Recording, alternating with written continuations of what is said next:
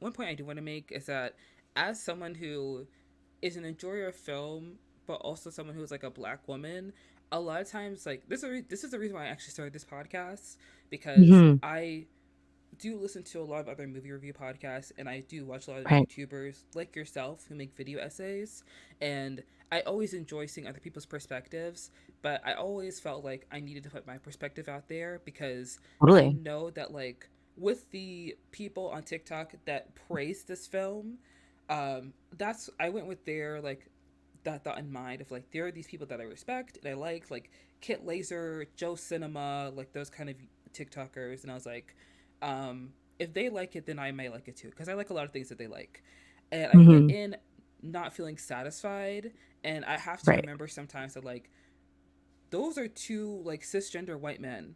I am a black woman. So obviously as a Hmm. woman seeing a coming of age film centered around women, I'm gonna have a different opinion than they will because they maybe have Totally. a perspective closer to Yorgos Lanthimos.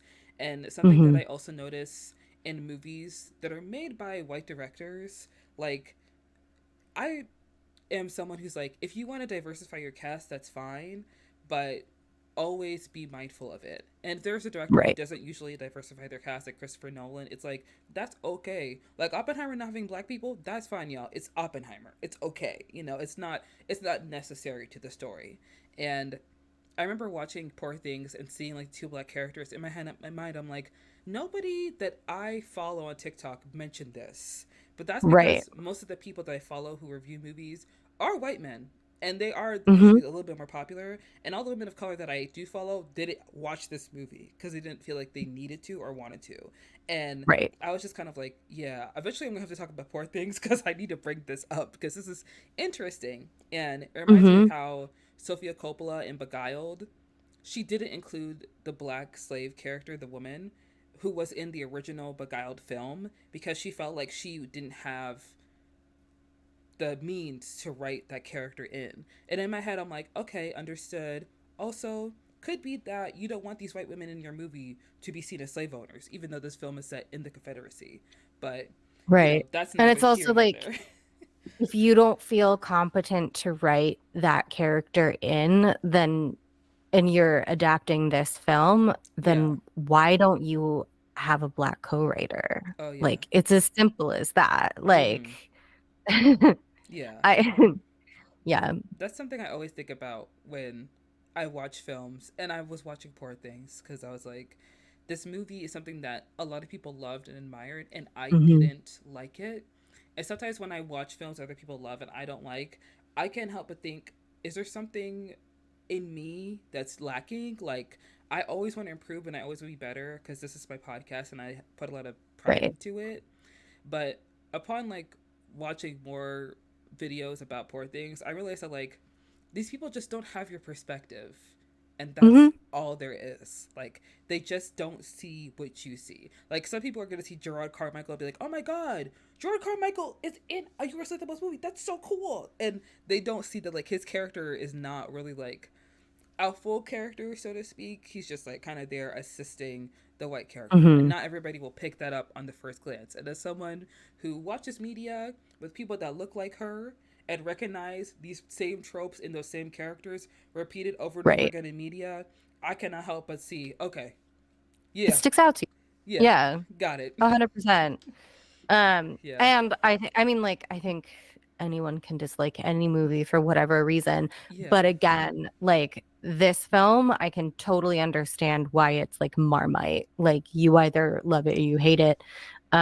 Because it's and I think that I mean, I think that's the case for all Yorgos Lanthimos films, period. And I think that's what makes him brilliant, like that, mm-hmm. or like it's not what makes him brilliant, but that's like one of the marks of his brilliance is he is making like a very specific thing for a specific audience, um, and isn't trying to create some kind of like he's creating art. He's not making like bland entertainment that is Mm-hmm. going to appeal to the most number of people. Yeah, Um, so and yeah, like part of the reason when we met up before this that I wanted to talk about this was because you and I had like very different perspectives on the film. mm-hmm. Um, and I think that makes for a more interesting conversation. And I think what makes this um like this film in particular, like the reactions to it, I do think like with some films where like discourse is started about like whether Mm-hmm. it's good or bad, there's um there are opinions that are like more credible than others, you know?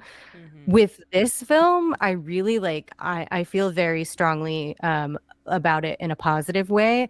And I also think that the people who feel very negative, strong emotions about it, their opinion is like just as credible as and just as like Mm-hmm. um of as like rooted in like understanding of storytelling and structure as mine. Like it's like it really is like Marmite. And Yeah. And I love that about it. I think it makes it more interesting. yeah, you're right. It is good to have discourse, but always have like different perspectives in terms of like films and media. And I think Hmm. after I watched Poor Things, I was kind of looking for other people who maybe held my same understanding of the film or like some kind of perspective. That way I was like, I'm not alone in this. But I kept seeing people who are like, just kind of like this like felt weirded out by the sex in the movie. And in my head I'm like, Yeah. okay, well you haven't seen a Yorgos Lanthimos film because this isn't even like this ain't even this is nothing. Like this may seem like a It's not lot, even but freaky stuff. It's just a lot. girl, you haven't seen Dogtooth, obviously. Like, come on now. But I think that I'm really glad that we were able to talk about Poor Things, and I'm glad that you mentioned Poor Things because it's always nice to talk to somebody who can see something, the same thing you've seen, and see it from a different lens. And Right. I do think that when you're talking about Bella and how she has like this agency and she's able to speak up for herself and take control in the film, you know, like with her relationship with Wedderburn, and then with like Max, I do see that as like a subversion of the Born Sexy Yesterday trope because Hmm. oftentimes when that is in media, the woman never really finds any agency or really finds control. She's just kind of like stuck, you know. And Yeah. even though I don't usually enjoy coming of age films written by men where the character is a woman because like they center around sex. At least Yorgos Lanthimos has like the means and the wherewithal to understand that like this character is not going to stay in the childlike state. This is a coming of age Hmm. film, so she will come of age into her adulthood, and we see that through the way she talks, the way she acts. Like you said, Emma Stone is an amazing actress, and the way she was able to kind of display like this childlike behavior, something similar to someone with like a cognitive disability, to now growing into like a mature adult who is able to communicate with others and advocate for herself, and how her clothing went from like very bright colored and puffy sleeves to like more darker clothes, something more mature, something more modern. It was wonderful to see that come to fruition in this Hmm. film and to see the journey that Bella went on and how she like was something that was similar to a Born Sexy character with Max and Wedderburn, but eventually when she gets to Alexandria and tells Wedderburn to her face, this guy can't fuck. Like, you really were like you were pretty good at the sack. And he's like, you fuck somebody else? Yeah. What? It was amazing. The Yeah. way she just destroyed him He was, repeatedly in that film was like personally oh satisfying my to god. watch. He was so distraught. He's like, I have no money, and now the only person I have with me, like, is gonna be a prostitute? Like, I man. loved it. I loved it. Bro, And yeah, sorry. like she chooses her own life at the end, and I find that Yes. very it was a perfect happy ending from my perspective. Mm-hmm. Yeah.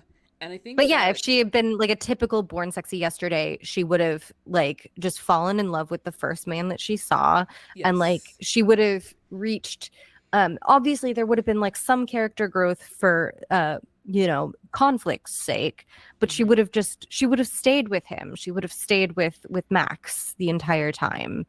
Um and her journey would have been tied to his journey, where she was like, I'm gonna marry you, but like first I gotta go do some shit. Yeah. Which a lot of men do not like, you know, like they're Mm. not down for that. And I feel like Max was when I first started watching the film, I was like, is he going to be the nice guy? Like, is he gonna Mhm. be the one who like pretends to be nice but is like deeply insecure? It doesn't have like a strong I was feminist wondering that too. aspect. Yeah. Yeah. So and he was like, I mean, I guess if you have to, like, go ahead. I was like, you know what? Okay, let's see where this Right. goes. Let's see how this. Let's see how this works. Yeah. You are right. Like the born sexy yesterday trope is something that's like rooted in male fantasy, and it also just comes from like the fear of rejection, you know. Hmm. And you can't get rejected by She's a never woman. met another man. She can't reject me. It's so funny when you actually point it out. Mm-hmm. And Wedderburn, when he's like, she found another man, it's like, sorry buddy, sorry buddy, it's just that's them's the breaks, I guess, you know. Yeah, Yeah. the way he's like, try not to fall in love with me. And she's like, okay. Got it. Got it. Don't worry, don't worry, I won't, I won't. Yeah. The trope is very nasty. It's a little gross, like because it hinges on Yeah. like patriarchal ideals of like virginity and femininity and Hmm. womanhood, and you know, you can't do that reversed. Not always. Like if a No. woman starts dating a man and he is like inept, um, usually the guy becomes the butt of the joke, and to be honest, not a lot of women find it appealing to date younger men. There are cougars out there, of course, but like it's not Yeah. an overarching thing within women. A lot of Yeah. men desire to date younger women, and you see this in films, just in casting in general. Like a Hmm. lot of older men get casted with younger actresses. Like if you look at Scarlett Johansson's filmography, the amount of time she's been casted as a love interest with an actor who is 20 years older than her. Yeah. Literally old enough to be her dad. Almost Like, every time, and yeah. that's like consistent for Mm, casting. mm, And yeah, like I'm trying to think of like a male version of Born Sexy Yesterday. I think like maybe the closest thing would be Big, but I can't even remember that movie entirely. I think yeah. he gets turned into an adult, right? And then kind of dates a woman. And I remember that like being like, oh, that was weird, right? That was Yeah. gross. I Whereas like we just don't think of it as gross when it's like a woman with the mind of a child. like I feel like of course you can bring up um when I was thinking about it, like what are some examples of this? My mind did go to the new movie coming out with Anne Hathaway, The Idea of You, where she dates a guy who's like a singer in a band, but he's just younger Mhm. than her. I don't think that he's like A inept in child. any way. Yeah, Yeah. he's not a child. Like it's Nicholas. I can't say his last name, but we all know him. He was in the Cinderella Hmm. movie. He was in Red, White, Royal Blue. He obviously is like playing like a 20-year-old. I don't know if he's in his 20s or Okay. not. Like the man probably is 30, but I don't know. But it's So just she's like just a cougar. she's just a cougar, really. He Yeah. obviously has some experiences. Yeah. Yeah, but the examples of like a woman dating an adept man lessen in comparison to like a man dating an inept woman. You know, Yeah. like I It's again, there's enough that we have a trope named for it. Born yeah, Sexy Yesterday. yeah, girl. And I'm glad that Yorgos Lanthimos, as talented of a writer and director as he is, saw Bella Baxter as a character and, you know, wanted her to grow out of that trope and not stay Hmm. confined within it because nobody wants to see that, really, girl. Not in the year of our Lord 2024. Even though this movie came out Yeah. last year, but like, no one wants to see that, girl. You know what I mean? Like, not my taste, not your taste, you know? Hmm. And he does have another film coming out with Emma Stone, which I'm excited to see. And I love it when directors find like an actor that they love working with, They're and like they're like, muse. Yeah.